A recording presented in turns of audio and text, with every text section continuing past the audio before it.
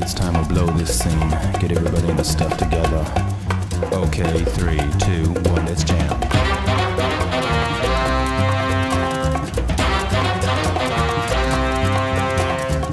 Bonjour à tous et bienvenue dans ce nouveau numéro hors série de Fenêtres sur Diorama.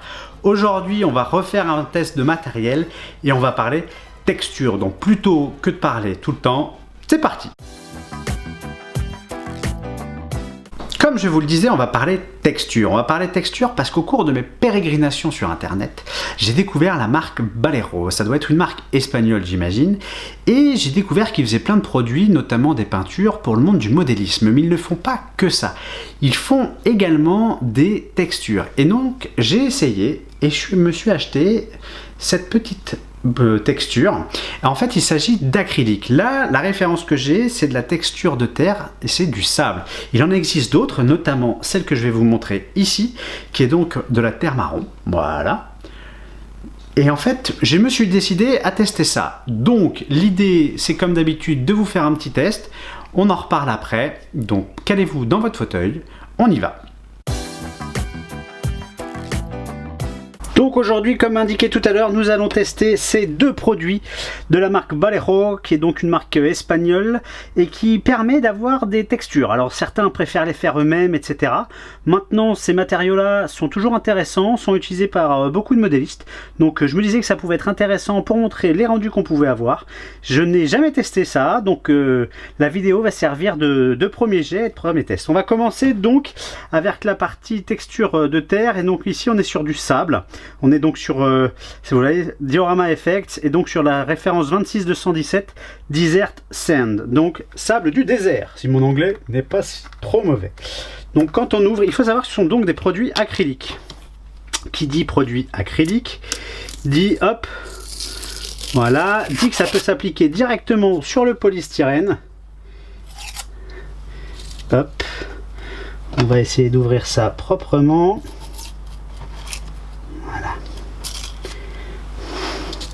Donc voilà, hop, on voit un petit peu la texture de la chose. Hop, je vais l'appliquer à la spatule. Donc c'est un produit acrylique, donc qui peut se nettoyer à l'eau. Tous les outils sont nettoyables à l'eau et il n'y a pas besoin de couche d'après sur votre poly pour pouvoir le mettre. Alors on le voit très bien déjà, ça s'applique parfaitement. On sent un petit peu la granulosité de la chose. Donc ça c'est intéressant. On peut faire effectivement des effets. Hop, ici. On va ouvrir ça comme ça, voilà. On va le nettoyer un petit peu. Hop. On peut faire éventuellement des effets.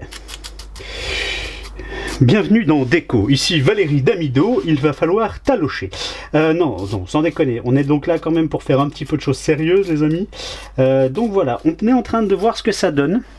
J'espère que vous voyez à peu près ce que ça donne. Voilà, donc là on voit quand même qu'il y a une certaine texture un petit peu rugueuse au niveau du sable, ça peut être intéressant. Donc là on va hop, et ça se travaille quand même assez bien, assez facilement. Hop, voilà. Il faut savoir que ce produit, vu que c'est de l'acrylique, peut donc être peint. Donc vous pouvez soit mélanger de la peinture directement à votre produit, soit mélanger des gravats, etc. et l'appliquer après. Donc voilà, ça ce sont des petites choses qui sont intéressantes. Donc premier essai pour ça. Maintenant on va voir un petit peu comment ça va se passer en séchant. Je nettoie ça, j'ouvre l'autre pot et puis on fait le deuxième test. Deuxième test avec toujours de la texture terre, mais ici la terre marron. Référence 26219. Donc je l'ai ouvert comme je vous le disais tout à l'heure. Ça s'est présenté de façon un petit peu plus facile que l'autre. On voit bien qu'ici tout est plein. Hop, je prends ma petite spatule. Et pareil, quelque chose qu'on va appliquer assez facilement.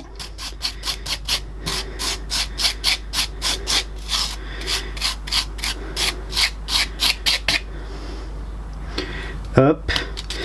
Et là, on peut essayer de faire éventuellement des effets qui peuvent être éventuellement intéressants. Hein. Après, ça peut être aussi intéressant, je pense, notamment dans l'univers de la maquette, quand vous faites des traces de blindés. Donc ça doit être quelque chose qui doit être assez intéressant, des traces de pas, ce genre de choses. Donc là, si on prend ça, l'idée après, voilà, ça va être de voir. Ça va également parfaitement avec le dépôt. et ça vous permet de texturer très facilement vos tranches et donc de faire des liens assez rapides en termes de texture, vous voyez. Hop. Bon, là je le fais vraiment rapidement, je donne pas trop d'effet, mais on voit tout de suite que voilà, par rapport à la tranche, c'est quand même un produit qui peut être très intéressant ici. On voit que ça permet vraiment de faire un lien. Donc voilà, ça a l'air très intéressant. Je pense que évidemment il y a toujours moyen de faire ses propres textures. Ça c'est évident, que ce soit avec du plâtre, de la litière pour chat, plein d'éléments, des cailloux, des gravats, hein, tout bêtement. Mais ça a l'air d'être quand même des produits qui vont à mon avis permettre d'avoir des rendus intéressants. Maintenant, ce qu'on va faire, c'est qu'on va attendre que ça sèche, voir un petit peu l'effet que ça donne, et puis bah on refera une petite vidéo après pour pouvoir conclure le test. Donc ça y est, les éléments ont un petit peu séché. On voit déjà, donc j'avais bien aplati ici pour que ça sèche plus vite, pardon. Et là j'avais continué à laisser donc des petites formes pour voir un peu ce que ça donne. Voilà, on peut voir quand même qu'il y a une vraie différence de texture, sincèrement. Je sais pas si vous allez bien la voir à ce niveau-là. Voilà, ça c'est donc l'effet sable. Vous pouvez voir, il y a vraiment quelque chose d'intéressant. Les parties les plus foncées sont les parties les plus secs. Si vous voyez les parties les plus claires, c'est qu'elles ne sont pas encore tout à fait secs. En tout cas sèches, puisque c'est féminin, on accorde. Et oui, les parties ne sont pas tout à fait sèches. Et là, pour la terre, donc vous voyez, il y a aussi une certaine forme de granulosité, mais qui est vraiment différente par rapport au sable. On sent vraiment qu'il y a une différence de texture. J'avoue que je suis assez impressionné par ce type de rendu. Je pense que ça va être surtout utile, moi, ce genre de choses pour des raccords, éventuellement quand on fait des rochers, des pierres, etc. Je pense que là, il va vraiment y avoir quelque chose. Ce sont donc deux produits intéressants. On va revenir en studio pour faire un petit bilan de tout ça. Mais vous trouverez plein de vidéos sur le net, donc n'hésitez pas à aller voir un peu ce que ça donne. Moi c'était surtout pour vous faire découvrir ces produits et susciter votre curiosité. Donc maintenant, petit retour en studio et après c'est vous qui faites votre choix. J'ai donc acheté ces deux pots et vous avez pu voir le rendu que ça a.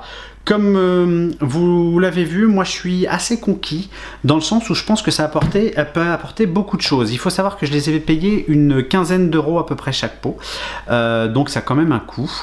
Faut voir l'utilisation sur des gros décors, etc. Mais je pense que ça peut être partiellement intéressant sur les décors. En tout cas, sachez que c'est à base d'acrylique. Vous pouvez donc le mélanger à de la peinture, vous pouvez le coller, enfin le mélanger à de la colle, et ça peut passer à l'aéro aussi. En tout cas, à la peinture aéro, ça pourra fixer sans problème sur cette chose.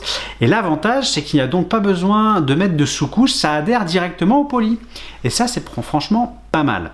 En plus, ce qui est intéressant, vous allez sur YouTube et vous verrez énormément de personnes et de tests de ce matériel. Vous avez même le test directement sur le site de l'éditeur qui est assez intéressant, qui vous montre comment utiliser ça, et donc il y a vraiment des choses sympas. En plus, ils ont énormément de références, ils doivent avoir 4 ou 5 références de terre, ils ont plein de références d'eau, de neige, etc., de boue également. Donc il y a vraiment énormément de références de texture. Je connaissais pas du tout. Moi je pense que c'est vraiment un élément en complément qui peut être intéressant. Si vous commencez le diorama, ça sert à mon avis à rien. Apprenez d'abord à le faire avec d'autres techniques, des choses moins chères. Mais par contre, je pense que quand vous commencez à avoir un peu d'expérience, il y a vraiment des rendus intéressants à faire. Donc allez-y, foncez, c'est vraiment utile. Voilà, j'espère que cette émission vous aura plu. Comme d'habitude, c'est un petit hors-série assez rapide sur un test de matériel. N'hésitez pas à le partager si ça vous a plu ou pas. Tout ce qui est commentaire, vous avez l'habitude. S'il y en a, tant mieux. S'il n'y en a pas, tant mieux. Que ça vous plaise ou pas, tant mieux. Bref, j'espère que vous aurez été quand même nombreux à suivre ça. Et puis, je vous dis à une prochaine émission. Vous coupez pas les doigts, c'est très pratique pour faire du diorama. Salut!